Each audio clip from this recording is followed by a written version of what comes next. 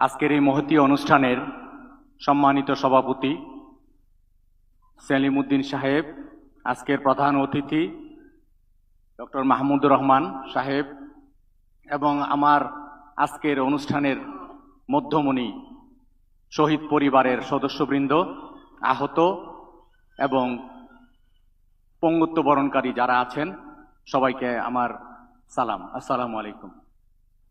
আমি 6 বছরের শিশু শহীদ জাবির ইব্রাহিমের বাবা, উত্তরায় সর্বকনিষ্ঠ যে শিশুটি পুলিশের গুলিতে নির্মমভাবে নিহত হয়েছে। আসলে মঞ্চে দাঁড়ালে যেটা সবচেয়ে বেশি আপন মনে হয় আমার কাছে, আমি যতগুলো ফোরামে দাঁড়িয়েছি এর মধ্যে ছাত্র শিবির এবং জামাতে ইসলামের যে স্টেজে দাঁড়িয়েছি ওই স্টেজটা আমার কাছে আপন মনে হয় এবং ওন করি আমি। যতগুলো শহীদ পরিবার বা পঙ্গুত্ব বরণকারী যারা আছেন তাদের সাথে আমার অনেকের কথা হয়েছে। যখন কথা হয় তখন তারা সর্বপ্রথম যার সাহায্য এবং সহযোগিতার কথা বলা হয় সেটা জামাতে ইসলামী, এবং এটা অস্বীকার করার জো নেই যে সর্বপ্রথম আমাদের পাশে দাঁড়িয়েছে ছাত্র শিবির এবং জামাতে ইসলামী। তারপর অন্যান্য দলগুলো দাঁড়িয়েছেন, অস্বীকার করার জো নেই।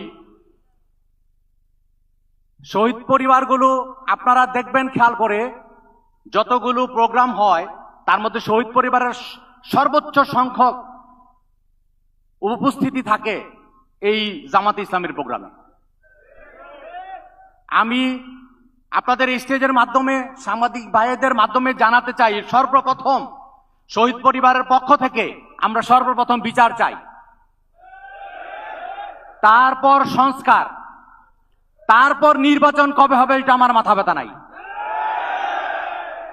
আপনারা আগে বিচার সংস্কার, তারপরে আপনারা নির্বাচনের কথা চিন্তা করতে পারেন। আপনারা যারা নির্বাচন করে সামনে যাচ্ছেন তারা গত 15 বছর কোথায় ছিলেন? আজকে একটা পুরনো একটা পত্রিকা দেখতেছিলাম,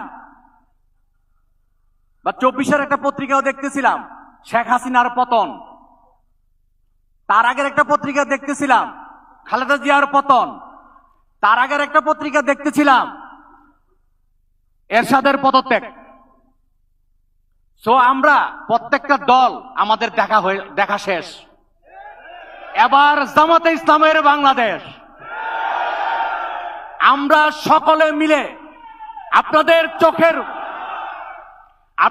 চোখের উপর চোখ রেখে বলতে চাই, আমাদের সবগুলো দল দেখা শেষ। সুতরাং এবার আমরা নতুন বাংলাদেশ বিনির্মাণে আমরা সকল ইসলামী দলগুলোকে একত্ববোধ দেখতে চাই।